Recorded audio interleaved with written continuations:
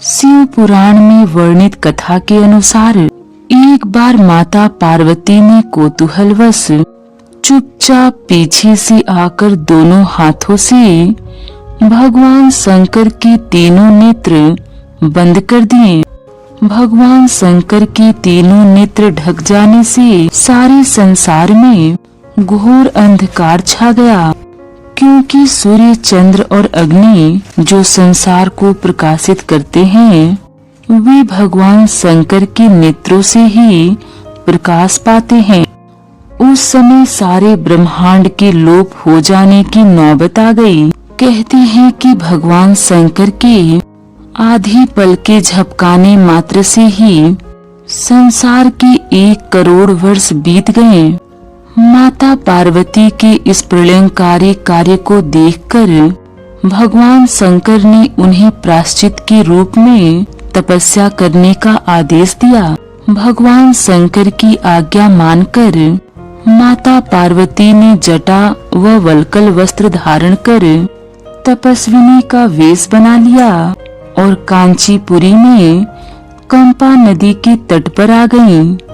यहाँ उन्होंने एक आम्र वृक्ष के नीचे कंपा नदी की बालुका से एक शिवलिंग बनाया और उसका विधि पूर्वक पूजन व तप करने लगी।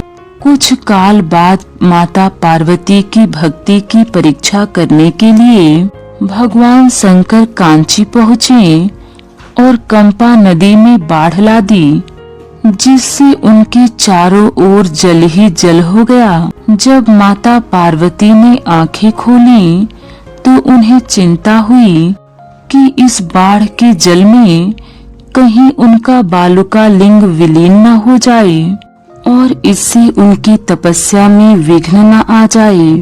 माता पार्वती बालुका लिंग को छाती से लगाकर ध्यान मग्न हो गईं और आदि देव का मंत्र पाठ करने लगी।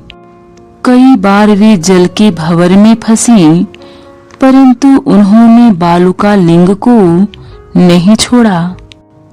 तब भगवान शंकर ने प्रकट होकर कहा कि हे बालिके, नदी में जो बाढ़ आई थी अब वह चली गई है, तुम लिंग को छोड़ दो। तुमने इस स्थिर वैभव युक्त सैकत लिंग की पूजा की है, अतः यह सूर्य पूजित पार्थिव लिंग वरदाता बन गया है। जो कोई इसकी जिस कामना के साथ आराधना करेगा उसकी वह कामना पूर्ण होगी। यहाँ मैं अपने ज्योतिर्मय रूप को त्याग कर स्थावर लिंग के रूप में परिणित हो गया हूँ। तुम तिरुवनमलई में जाकर तपस्या करो, वहाँ मैं तुम्हें तेजो रूप में मिलूंगा। तब माता पार्वती ने वहाँ आए सभी देवताओं और ऋषियों को वरदान देते हुए कहा, आप लोग इस पवित्र कंपा नदी के तट पर निवास कर इस सैकत लिंग की पूजा कीजिए। इस लिंग का दर्शन और पूजन करके मनुष्य मनोवांछित ऐश्वर्य प्राप्त करेंगे। मेरे भक्त मुझे कामदायिनी कामाक्षी मानकर पूजा कर अभिलाषित वर प्राप्त करेंगे। महादेव कामाक्षी को काम कोटि अंबिका भी कहा जाता है। अरुणाचल पर्वत पर त्रिवर्णमलई में पार्वती जी के तप करने के कुछ काल बाद एक तेजो लिंग का आविर्भाव हुआ। उससे संसार का अंधकार मिट गया। यहाँ भगवान शंकर और माता पार्वती का मिलन हो गया। श्री एकामेश्वरम का एकांबर नाथ मंदिर दक्षिण के विशालतम शिव मंदिरों में से एक है। मुख्य मंदिर में 3 द्वारों के भीतर एकाम्रेश्वर शिवलिंग स्थित है। लिंग मूर्ति श्याम है और बालुका निर्मित है। एकाम्रेश्वर का लिंग बहुमूल्य धातुओं के घोल से ढका हुआ है। एकाम्रेश्वर शिवलिंग पर जल नहीं चढ़ाया जाता, केवल चमेली के तेल से अभिषेक किया जाता है। हर सोमवार को भगवान की सवारी निकलती है। मंदिर प्रांगण में कार्तिकेय और गणेश जी की विशाल प्रतिमाएं हैं और साथ ही शिव द्वारा कामदेव को भस्म करने का दृश्य भी साकार किया गया है। मंदिर परिसर में ही शिव गंगा के 2 पवित्र सरोवर हैं।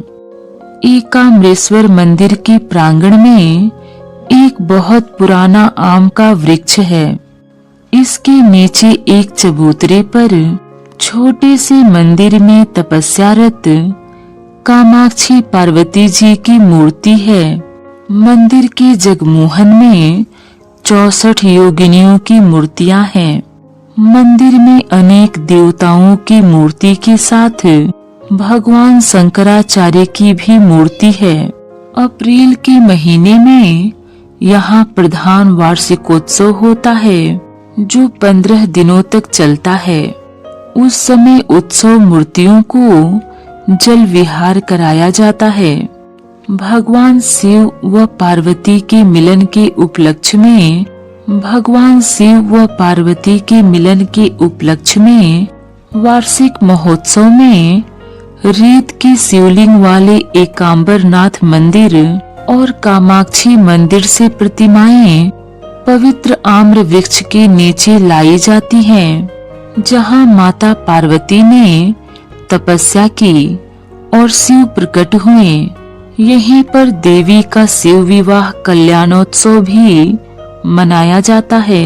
एकाम्रेश्वर या एकाम्बरेश्वर का क्षितिलिंग दक्षिण भारत के शिवकांची में स्थित है। एकाम्रेश्वर लिंग पार्वती जी द्वारा निर्मित बालू का लिंग है।